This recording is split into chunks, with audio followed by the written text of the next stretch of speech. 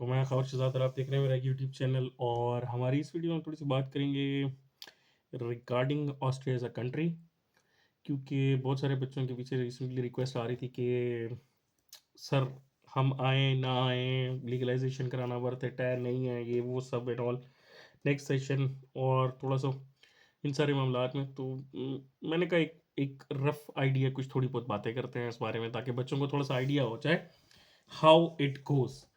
अच्छा जी, पहली बात तो ये है कि सबसे पहले बच्चे पूछते हैं कि जी ऑस्ट्रिया को चूज़ करने के पीछे सबसे बड़ी बात उनकी ये होती है कि जी उनका फ़ीस स्ट्रक्चर जो है अभी वो काफ़ी कम है। बाकी अगर यूरोपियन कंट्रीज़ को देखा जाए या और कहीं पे, अभी भी फ़ीस 700 यूरोज़ पर सेमेस्टर है, तो वो बच्चों के लिए मैनेजेबल होती है किसी हद तक। इसलिए बहुत सारे बच्चों की प्रेफ़रेंस जो होती है वो ऑस्ट्रिया होती है अभी भी। ब्लॉक अकाउंट नहीं होता जर्मनी के रिलेटेड, तो इसलिए उनकी थोड़ी-सी बचत हो जाती है। फाइनेंशियल्स मैटर में आजकल मामला थोड़े टाइट होते जा रहे हैं, मैं अपनी वीडियोज़ में जैसे बता रहा हूँ, बट इन सारी वजूहत के बावजूद फ़ीस स्ट्रक्चर कम होना, थोड़ा-सा और मामलात में फाइनेंशियल्स क्योंकि बच्चे मैनेज कर ही लेते हैं किसी तरह शो करने के लिए, तो वो उनको उस तरह शो ईज़िली वो कर सकते हैं, तो इसलिए उनकी प्रेफ़रेंस ऑस्ट्रिया होती है। अच्छा, अब पहली बात ये है कि ऑस्ट्रिया सबसे पहले तो चूज़ करने के पीछे उनकी 2-3 वजूहत होती हैं। एक तो बैचलर्स, एक मास्टर्स और फिर उसके बाद कुछ आजकल पीएचडी के भी बच्चे आ रहे हैं। तो पहला सवाल होता है कि बैचलर्स के लिए हम आएँ या ना आएँ? अच्छा, बैचलर्स के लिए आने ना आने से पहले मसला ये होता है कि बैचलर के बहुत सारे प्रोग्राम जो हैं वो मोस्टली जर्मन में हैं। इंग्लिश में बैचलर्स के प्रोग्राम हैं काफ़ी कम। जो कम प्रोग्राम्स हैं फिर ज़ाहिर है उनके लिए एडमिशन लेना भी एक मुश्किल काम है। तो उस हिसाब से बच्चों का ज़रा मसला थोड़ा अजीब हो जाता है। या तो वो जर्मन कोर्स करते हैं फिर उनको जर्मन में एडमिशन मिल जाता है, या फिर ये होता है कि बैचलर्स के लिए मोस्टली आपकी जो एजुकेशन होती है वो उनके यूनिवर्सिटी स्टैंडर्ड्स को मीट नहीं कर रही होती। फिर वो आपको कहते हैं या तो आपने एडिशनल कोर्सेज़ कुछ पढ़ने हैं या सप्लीमेंट्री एग्ज़ाम देना है। तो एडिशनल कोर्सेज़, सप्लीमेंट्री एग्ज़ाम, वो दोनों एक अलग चीज़ें हैं, उनके बारे में हम बातें करते रहे अपनी बहुत सारी वीडियोज़ में। लेकिन हाँ, क्या बैचलर वालों को एडमिशन मिलता है? जी, बिल्कुल मिलता है। बहुत सारे बच्चे आए हैं, बहुत सारे बच्चे आते हैं। मुश्किल है, थोड़ा-सा टाइट है उनके लिए मामलात, लेकिन ये है कि येस दे कैन डू। अब उसके बाद ये जी वो अपने फाइनेंसेस मैनेज कर सकते हैं, नहीं कर सकते, क्या मामला आता है? क्योंकि उनके लिए 10 आवर्स पहले अलाउ था, लेकिन अब सुना है कि उनके लिए भी 20 आवर्स कर दिया गया है। तो yes, they are here, they are surviving, तो अपने मामलात कुछ ना कुछ कर लेते हैं। कैसे कर लेते हैं? जितना लीगल अलाउ है इतना काम करके तो हो ही जाता है मामलात, लेकिन येस, बाकी थोड़े कहने को ज़्यादा समझें। उसके बाद बाकी जो है मास्टर्स के लिए मोस्टली स्टूडेंट्स मास्टर्स के लिए आते हैं। मास्टर की फ़ीस 700 कुछ होती है। और जो मामलात हैं मास्टर्स के लिए वो ज़रा आसान होते हैं इस हिसाब से कि आपके पास बैचलर की डिग्री होती है और आपको पता होता है थोड़ा यूनिवर्सिटी का सिनेरियो एंड ऑल, आपको एडमिशन लेने में आसानी होती है अगर आप खुद करते हैं सारे मामलात एंड ऑल। और बहुत सारे बच्चे खुद अपना एडमिशन भी करा लेते हैं, काफ़ी कुछ कर लेते हैं। प्रोसेस मैं अपनी डिटेल्ड वीडियोज़ में काफ़ी बता चुका हूँ, प्रोसेस को आज इसमें डिस्कस नहीं करूँगा किसी इस वीडियो में। तो उसके बाद बच्चे मास्टर्स के लिए आते हैं और मास्टर्स में इजीली इसलिए हो जाता है कि मोस्टली इंग्लिश स्पीकिंग कोर्सेज उनको मिल जाते हैं। बहुत ज़्यादा तो नहीं है, लेकिन ये है कि पर यूनिवर्सिटी 2 3 4 5 कोर्सेज निकल आते हैं इंग्लिश के। तो जिससे उनको मामलात होता है डिपेंडिंग ऑन द यूनिवर्सिटी, कितनी बड़ी यूनिवर्सिटी है उसमें कितने इंग्लिश के कोर्सेज हैं। तो मास्टर्स के लिए मोस्टली स्टूडेंट आते हैं और वो अपने जो हैं उनको 20 आवर्स अलाउ होता है वर्क, और वो काम करते हैं, अपने मामलात इजीली मैनेज कर लेते हैं। फाइनेंशियल्स के पार्ट को बाद में डिस्कस करूंगा थोड़ा सा। तो मैनेज करने की हद तक मैं ये बता रहा हूँ कि कर लेते हैं, बच्चे कर रहे हैं अभी भी, और वो मैनेज हो जाता है। ऐसा नहीं है कि बिल्कुल बच्चे फेल हो जाते हैं। अच्छा, अब इसके बाद पीएचडी वाला मामला, पीएचडी वाले मामलात में आते हैं बच्चे, उनको पीएचडीज़ मिलती हैं, उनका ज़रा मामला थोड़ा डिफरेंट होता है। सुपरवाइज़र पहले ढूँढ लें, पेड अनपेड का उसमें चक्कर होता है, 2-3 ये मामलात होते हैं, तो वो डिपेंड करता है कि आप किस डायरेक्शन में जाते हैं। अच्छा, अब इसके बाद सबसे पहला मामला जो शुरू होता है वो कहते हैं जी लैंग्वेज।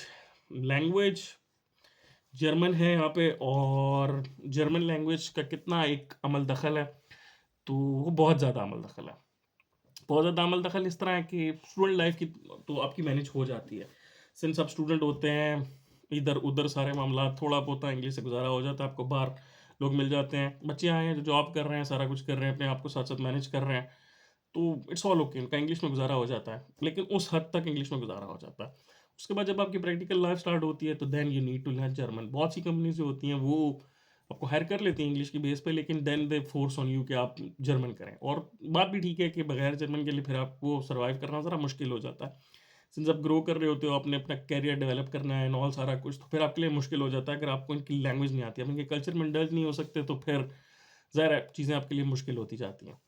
तो ये सारा चक्कर होता है। उसके बाद लैंग्वेज आपको आनी चाहिए। इसके अलावा लैंग्वेज की रिक्वायरमेंट एज़ अ होल ये है कि अगर आपने परमानेंट रेज़िडेंसी लेनी है तो उसके लिए आपको B1 लेवल जर्मन चाहिए। मैंने ली है जब, तो मुझे B1 चाहिए था। कुछ लोगों ने कहा कि स मैं काम कर रहा हूँ काफ़ी टाइम से, मुझे प्लस कार्ड मिला और उसके बाद मैं डायरेक्ट उस पे पीआर ले सकता हूँ।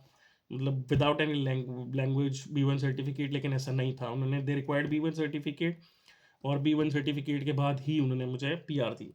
और उसके बाद ये पीआर के लिए आपको B1 चाहिए ही चाहिए हर सूरत।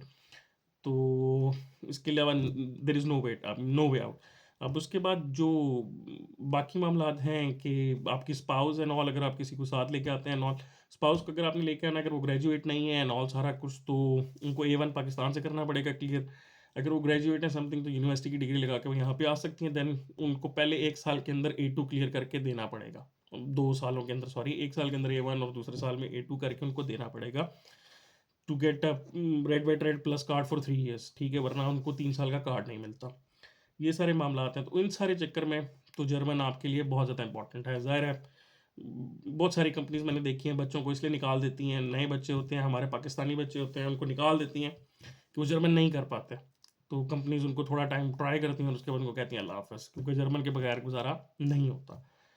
तो ये सारे मामलात होते हैं। टेक्निकल, नॉन टेक्निकल सारी चीज़ें अपनी जगह की, technical jobs, non technical jobs, ये सब कुछ में मामलात ऊपर-नीचे हैं। लेकिन जब मैं एक ब्लिंक में देखूँ, तो जर्मन के बगैर सर्वाइवल आपका मुश्किल है। अच्छा, अब उसके बाद बाकी स्टूडेंट लाइफ़ के अंदर आपके फाइनेंशियल कैसे आप मैनेज कर सकते हैं, क्या कुछ जो बच्चे हैं आके ऑड जॉब्स करते हैं, mostly restaurants, deliveries and all सारा कुछ। मैं अगर अपने ग्रुप ऑफ स्टूडेंट्स की बात करूँ जो अभी आए हैं, माशाल्लाह उन्होंने मुझे बहुत सरप्राइज़ किया। सबके पास जॉब है माशाल्लाह, सबके पास जॉब है। और अभी तो कुछ लोगों ने इस हद तक मुझे सरप्राइज़ किया, क्योंकि समर वेकेशंस थी, वो फुल टाइम जॉब कर रहे थे। मतलब 40 आवर्स उनको अलाउ थे। तो they earned up to net 2200 euro, 2200 euros तक उन्होंने वो अपने घर लेके गए हैं। तो मतलब it was a huge amount जो वो 40 घंटे काम करके ऑड जॉब से करके अपने घर में लेके गए हैं। तो एक अच्छा ब्रेक थ्रू है, बच्चों ने काफ़ी सरप्राइज़ किया बड़े अच्छे तरीके से। बाकी भी 20 आवर्स करके भी they are earning up to 1100, 900, depending कि कहाँ काम कर रहे हैं, क्या कुछ कर रहे हैं। और प्लस उनको जो मोस्टली रेस्टोरेंट्स में कर रहे हैं, they are living a luxurious life. उनको खाना मिलता है, वो ढेर सारा खाना अपने लिए भी लाते हैं और सबको खिलाते हैं और एन्जॉय करते हैं। तो ये डिपेंडिंग है आप पे कि आपने किस तरह के मामलात कैसे लेके चलने हैं, आप क्या काम कर सकते हैं, कितनी मेहनत कर सकते हैं, कितना एफर्ट डाल सकते हैं। दैट्स हाउ आपको ऑस्ट्रिया में ये इस तरह स्टूडेंट लाइफ पे जज किया जाता है। जज करने से मुराद कि आप कितने पैसे घर लेके जा सकते हैं और सारा कुछ। अच्छा जी, अब उसके बाद बात करते हैं थोड़ी सी ये स्टूडेंट लाइफ से निकल के कि इसके बाद आफ्टर स्टूडेंट लाइफ आपके लिए सेटलमेंट के क्या चांसेस हैं। सेटलमेंट के चांसेस बहुत ज़्यादा अच्छे हैं। अच्छे से मुराद ये है कि मैंने आज तक अपने साथ के किसी स्टूडेंट को यहाँ से वापस जाते नहीं देखा, अनलेस उसने खुद जाने की ठानी ना हो तो वो नहीं गया। 80% they have settled in Austria, बाकी या 70% लेट्स से बाकी यूरोप की बाकी कंट्रीज में। तो दे हैव गॉट समथिंग, ठीक है, डिपेंडिंग कि उनको क्या मामलात हो रहे हैं और कैसे मामलात उनके चल रहे हैं। यहाँ पे मैं एक और बात बताऊँ, कुछ लोगों को परमानेंट जॉब्स मिली है, मैं उनकी भी बात करूँगा इसमें। लेट्स सी, मैं उनको बताता हूँ अभी उसके बारे में भी। थोड़ी सी लंबी वीडियो हो जाएगी ताकि इंफॉर्मेशन अच्छी इसमें कवर हो जाए।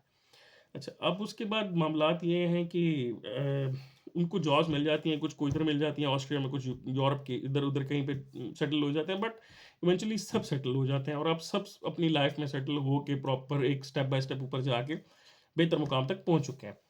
तो सेटलमेंट के चांसेस तो आपके बहुत अच्छे हैं। अगर आप जर्मन अपनी इम्प्रूव करते जाते हैं, तो आपका करियर ग्रोथ भी बहुत अच्छी है और साथ-साथ आपके मामलात भी ईज़िली होते जाते हैं। चीज़ें eventually time to time turn out होती जाती हैं, लाइसेंस आ जाता है, ये हो जाता है, वो हो जाता है, तो ज़िंदगी आपकी थोड़ी बेहतर रास्ते की तरफ आना शुरू हो जाती हैं। आपको चीज़ें समझ आना शुरू हो जाती हैं, आप सेटअप से गुज़रते हैं, फैमिली ग्रो होती है एंड ऑल सारा कुछ, तो आपको चीज़ें इवेंचुअली समझ आना शुरू हो जाती हैं। उससे आपके लिए जो ज़िंदगी है, वो काफ़ी आसान हो जाती है। तो सेटलमेंट के चांसेस आर गुड, ये मैंने बता दिया है।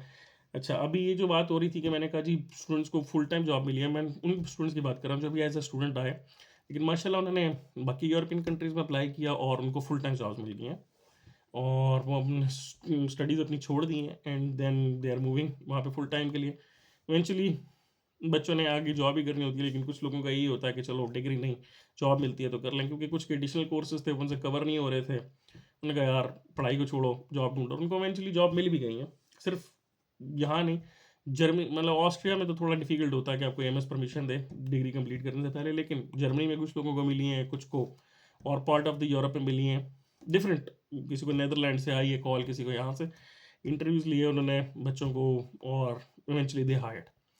तो इन सारे चक्करों में वो बच्चे आजकल अपना, मैं जानता हूँ 2-3 पर्सनली अपना वीज़े की तरफ बढ़ चुके हैं, वो आगे जा रहे हैं। तो ये भी अपॉर्च्युनिटीज़ हैं। आपको और कहीं फुल टाइम जॉब मिल जाती है तो आप वहाँ पे सेटल हो सकते हैं on basis of your bachelor degree. उन्होंने डिमांड क्या-क्या किया, ये उस मुल्क की अपनी स्पेसिफिक रिक्वायरमेंट्स पे डिपेंड करता है। कोई रिकॉग्निशन माँग रही है अपनी, कोई डिपेंडिंग कि क्या-क्या डॉक्यूमेंट्स वो माँग रहे हैं। तो ये अपने उन मुल्कों का हिसाब-किताब है। तो मतलब चांसेस आर देयर कि आप ये काम भी कर सकते हैं। उसके अलावा ऑस्ट्रिया में बाकी आपके रहने-सहने का और बच्चों के लिए और क्या मसाइल हो सकते हैं? मसाइल इधर सिर्फ़ वही हैं जो बच्चों को स्टार्ट में वीज़ा प्रोसेस में आता है। वीज़ा प्रोसेस बहुत लंबा है, उसमें बच्चों को ज़रा मुश्किलात होती हैं, और वो मुश्किलात जो हैं इवेंचुअली बच्चों को शुरू में बड़े डिसहार्ड भी होते हैं कुछ बच्चे ऊपर-नीचे, क्योंकि एक तो अपॉइंटमेंट्स का सिस्टम बहुत लंबा है।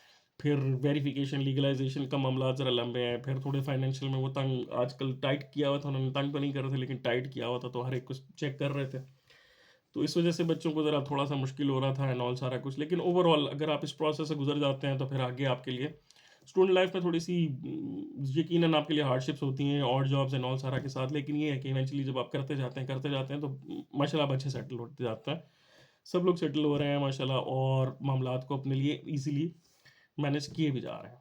तो एज़ अ होल अगर आप इसको प्रॉस एंड कॉन्स के हिसाब से देखें तो प्रॉस तो बहुत सारे हैं सेटलमेंट के लिए। आपकी लाइफ अच्छी है, लाइफ स्टैंडर्ड अच्छा है, मामलात आपके ईज़ी हैं। लेकिन अगर आप कॉन्स में देखें तो आपका वीज़ा प्रोसेस बहुत लंबा है। स्टूडेंट के लिए टिपिकली बात करूँ, डॉक्यूमेंटेशन के लिए बात करूँ तो डॉक्यूमेंटेशन थोड़ी-सी मुश्किल है।